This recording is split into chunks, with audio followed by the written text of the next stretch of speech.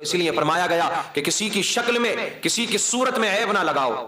لوگ کہہ دیتے ہیں نا کہ یار تیری صورت تو چوہے جیسی نظر آتی ہے، تیری صورت تو گدھے جیسی ہے، تیری صورت تو ہاتھی جیسی ہے، تیری شکل تو بلی جیسی ہے. یہ تمام تر جو عیب لگاتے ہیں وہ اللہ کی تخلیق میں نقص نکال رہے ہیں، عیب نکال رہے ہیں، کمی نکال رہے ہیں. میرے عزیزو یہ بات بھی حقیقت ہے نا کہ اللہ رب العزت نے تمام مخلوقات میں سب سے اچھی شکل، سب سے اچھی صورت اگر کسی مخلوق کو عطا فرمائی ہے تو وہ انسانوں کو عطا فرمائی ہے.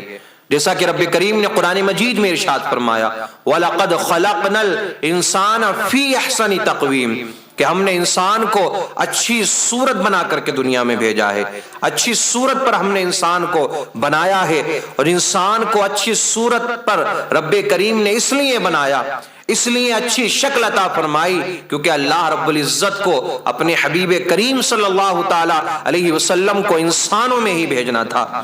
اور روایت میں آتا ہے کہ جب شکل بنانے کا نمبر آیا، صورتیں بنانے کی بات آئی، تو دیکھیں صورت ہوتی ہے کتے کی صورت اور چوہے کی صورت، ہاتھی کی صورت، یہ تمام شکلیں یہ الگ الگ ہیں، لیکن انسان کو اچھی شکل رب کریم نے عطا فرمائی ہے. تو ایک روایت میں آتا ہے کہ اللہ نے اپنے دست قدرت سے انسان کی شکل کو بنایا ہے، انسان کی صورت کو بنایا ہے.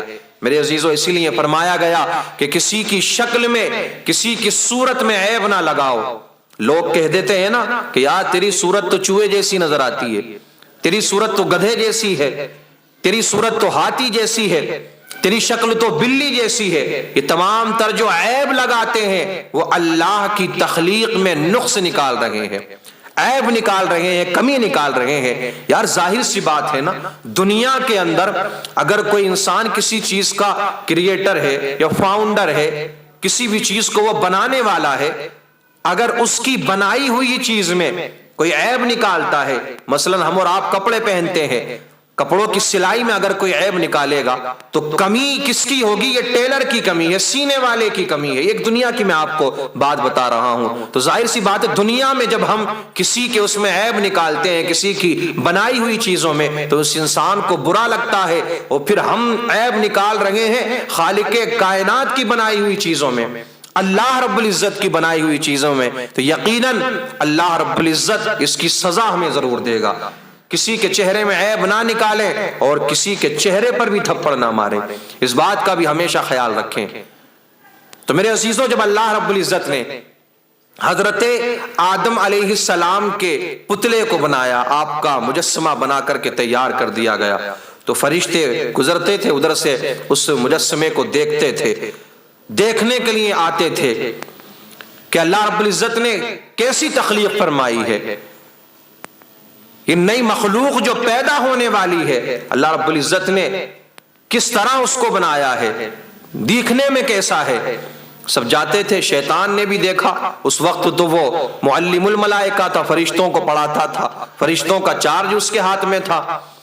شیطان بھی دیکھنے کے لیے آیا، لیکن ایک روایت میں آتا ہے کہ شیطان نے جب حضرت آدم علیہ السلام کے پتلے کو دیکھا، مجسمے کو دیکھا، تو حسد کی وجہ سے اس نے تھوک دیا. اتنا اسے حسد ہوا اس بات کا کہ یہ مخلوق جو اللہ نے بنائی ہے انہیں ہم سے زیادہ اللہ رب العزت پاور عطا فرمائے گا، اپنی عبادت کے لیے اللہ نے انہیں بنایا ہے تو یہ ہم سے زیادہ افضل ہو جائیں گے. حسد کی آگ میں جلا اور حضرت آدم علیہ السلام کے پتلے پر تھوک دیا. یہ ٹونی کی جو جگہ ہے نا، جتنے حصے پر اس نے تھوکا تھا اس حصے کو نکال لیا گیا، وہاں سے اتنی جگہ کو ہٹا دیا گیا. روایت میں آتا ہے کہ وہ ٹونی کی جگہ جو خالی ہوتی ہے یہ اسی وجہ سے ہوتی ہے کہ شیطان نے تھوکا تھا حضرت آدم علیہ السلام کی اس جگہ پر. ہم اور آپ سب حضرت آدم کی اولاد ہیں، تو جب سے لے کر اب تک یہ تمام انسانوں میں یہ معاملہ بنا رہا ہے، تمام انسانوں میں یہ جگہ خالی ہوتی ہے. پھر رب کریم نے ارشاد فرمایا، تمام فرشتوں کو حکم دیا جیسا کہ قرآن مجید میں ہے وَإِذْ قُلْنَا لِلْمَلَائِكَةِ اسْجُدُوا لِآدَمَ، نے فرشتوں سے کہا کہ فرشتوں سجدہ کرو آدم کو. اب یہ سجدہ عبادت کا سجدہ نہیں تھا، یہ سجدہ تعظیم کا سجدہ تھا. اور ایک روایت میں یہ آتا ہے کہ حضرت آدم کو سجدہ جب کرایا گیا تو حضرت آدم کو سجدہ نہیں کرایا گیا، بلکہ حضرت آدم کی پیشانی میں نور محمدی تھا، اسی نور محمدی کو سجدہ کرایا گیا۔ اور اللہ کے رسول صلی اللہ تعالی علیہ وسلم سے پہلے کچھ انبیاء کرام کی شریعت میں سجدہ تعظیمی جائز بھی تھا۔ ہم اور آپ صرف اللہ کو سجدہ کر سکتے ہیں، اللہ کے علاوہ کسی اور کو سجدہ کرنا جائز نہیں ہے۔ جب اللہ رب العزت نے حکم دیا سجدہ کرنے کا، تمام فرشتے رب کا حکم پاتے ہی سجدے میں چلے گئے، لیکن ابلیس ملعون سجدے میں نہیں گیا۔ فسجدوا الا ابلیس، سب نے سجدہ کیا مگر ابلیس نے سجدہ نہیں کیا، وہ سجدہ کرنے والوں میں نہیں ہوا۔ پوچھا گیا اس سے، قال ما منعک الا تسجد اذ امرتک، کہ تجھے کس چیز نے سجدہ کرنے سے روک لیا، تو نے سجدہ کیوں نہیں کیا جبکہ میں نے تجھے حکم دیا ہے سجدہ کرنے کا؟ ابلیس کہتا ہے قال انا خیر من، میں آدم سے بہتر ہوں، میں اس سے بہتر ہوں۔ بہتر ہونے کی وجہ خلقتنی من نار وخلقتہ من طین، کہ تو نے مجھے آگ سے بنایا ہے اور آدم کو مٹی سے بنایا ہے، آگ کو مٹی پر فضیلت حاصل ہے۔ جب اس نے اتنا کہا تو رب کریم نے ارشاد فرمایا قال فاہبط منہا فما یکون لک ان تتکبر فیہا فاخرج انک من الصاغرین، فرمایا تو یہاں سے اتر جا، تجھے نہیں پہنچتا کہ یہاں رہ کر تو تکبر کرے، فاخرج انک من الصاغرین، نکل تو ذلت والوں میں سے ہے۔ شیطان نے اس وقت کہا تھا قال انظرنی الی یوم یبعثون قال انک من المنظرین، اے اللہ مجھے مہلت دے رہتی دنیا تک، اللہ رب العزت نے اسے مہلت دے دی۔ قال فبما اغویتنی لاقعدن لهم صراطک المستقیم، شیطان نے کہا اے اللہ میں تیرے سیدھے راستے پر بیٹھ جاؤں گا، اور جس آدم کی وجہ سے تو مجھے جنت سے نکال رہا ہے، یہاں سے نکال رہا ہے، اے اللہ میں ان لوگوں کے دلوں میں، آدم کی اولاد کے دلوں میں وسوسے ڈالوں گا اور انہیں سیدھے راستے سے بھٹکاؤں گا، پھر میں ضرور ان کے پاس آؤں گا۔ ثم لآتینہم من بین ایدیہم ومن خلفہم وعن ایمانہم وعن شمائلہم ولا تجد اکثرہم شاکرین، میں ضرور ان کے پاس آؤں گا، انہیں گھیر لوں گا دائیں سے بائیں سے آگے سے پیچھے سے، اور تو پائے گا کہ تیرے بندوں میں بہت کم بندے ایسے ہوں گے جو تیرے شکر گزار بندے ہوں گے۔ میرے عزیزو، بتانے کا مقصد یہ ہے، شیطان نے چیلنج کیا رب کی بارگاہ میں کہ میں آدم کی اولاد کو بھٹکاؤں گا، آدم کی اولاد کو گمراہ کروں گا، آدم کی اولاد کو نمازوں سے دور کروں گا، روزوں سے دور کروں گا، نیک اعمال سے دور کروں گا، انہیں گناہ کی طرف لے کر جاؤں گا، جہنم کا ایندھن بناؤں گا۔ میرے رب نے ارشاد فرمایا قال اخرج منها مذموما مدحورا لمن تبعك منهم لاملأن جہنم منكم اجمعین، فرمایا یہاں سے نکل جا، رد کیا گیا، راندہ ہوا، اور یاد رکھنا ضرور جو ان میں سے تیرے کہنے پر چلا، تیری پیروی کی، تیرے بتائے ہوئے راستے پر چلا، تو میں تم سب سے جہنم بھر دوں گا۔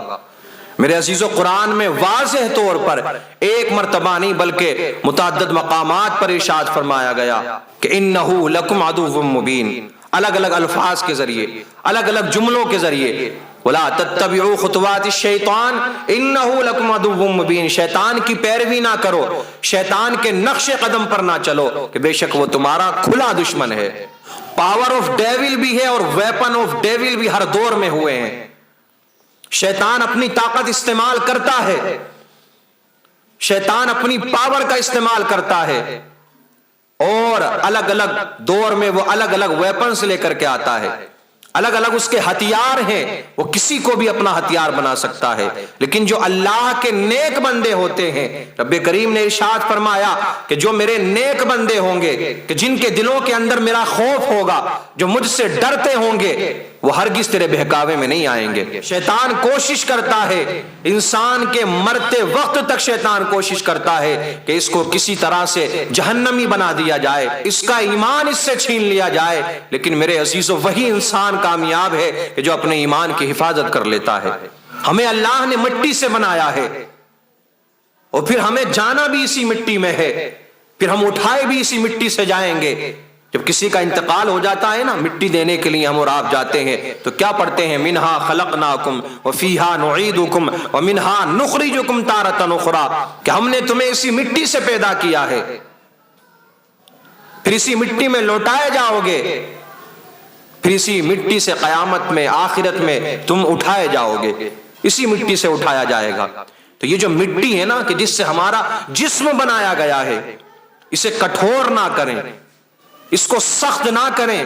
اگر نمازوں سے دور رہو گے، شیطان کے پیروکار ہو جاؤ گے، شیطان کی پیروی کرو گے، نیک اعمال سے دور ہو جاؤ گے، آپس میں ایک دوسرے کا حق مارو گے، اپنے مسلمان بھائی کو نیچا دکھانے کے لیے کسی بھی حد تک گزر جاؤ گے، تو یاد رکھنا یہ مٹی تمہاری سخت ہو جائے گی۔ اور جب مٹی سخت ہو جایا کرتی ہے تو دنیاوی اعتبار سے بھی کسانوں سے جا کر کے پوچھو، سخت مٹی سے کبھی بھی کوئی پیڑ یا کوئی درخت یا کوئی سبزی نہیں اگا کرتی ہے، بلکہ نرم مٹی سے یہ ساری چیزیں اگا کرتی ہیں۔ اپنے جسم کی مٹی کو سخت نہ بناؤ، دین سے دور ہو کر دین کے قریب آ جاؤ، اس کو نرم کر لو، اس کو گیلا کر لو۔ اگر تم نے اپنے دل کو نرم کر لیا، جس مٹی سے اللہ نے تم کو بنایا ہے، اس مٹی کو تم نے نرم کر لیا، تو یاد رکھنا دنیا و آخرت میں کامیابی تمہارے قدم چومتی ہوئی نظر آئے گی۔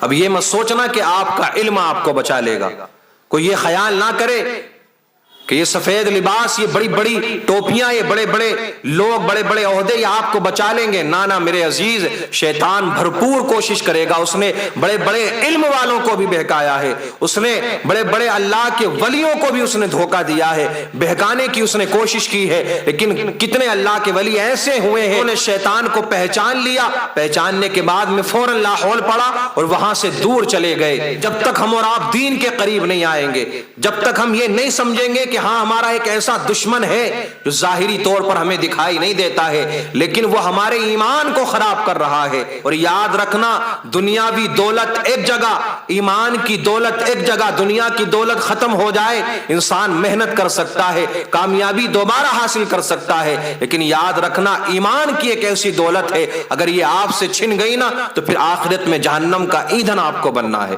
ایمان کی دولت کب چھنے گی؟ جب شیطان کی پیروکاری کرو گے۔ اب بھی وقت ہے، اللہ نے اگر سانسیں دی ہیں، سانسیں چل رہی ہیں، زندگی ہے ہمارے پاس میں، دین کے قریب آ جائیں، نمازوں کے قریب ہو جائیں، علماء کے قریب ہو جائیں، اللہ کے ولیوں کے قریب ہو جائیں۔ یاد رکھنا میرے عزیزو، اگر اب بھی ہم نے سمجھ لیا نا کہ ہمیں شیطان کی طاقت کو، اس کو ہرانا ہے، اس کے پیچھے نہیں چلنا ہے، تو ہم فلاح دارین پا سکتے ہیں۔